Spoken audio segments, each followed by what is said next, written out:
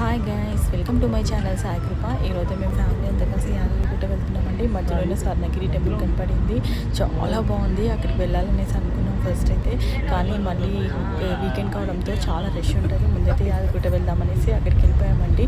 Time ఉంటే రిటర్న్లో ఇక్కడ వద్దామని చూసాము. సో 9కి క్లోజ్ అన్నారు. అయితే ఇంకా మాకు 7:45 కల్లా మేము స్వర్ణగిరి టెంపుల్ దగ్గరికి అయితే వచ్చేసాము.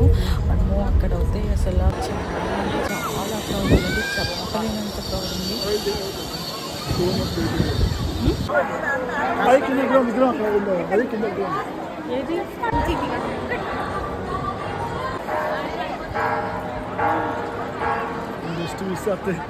ఈవినింగ్ పూట మాత్రం టెంపుల్ ఉన్నదండి, లైటింగ్స్తో.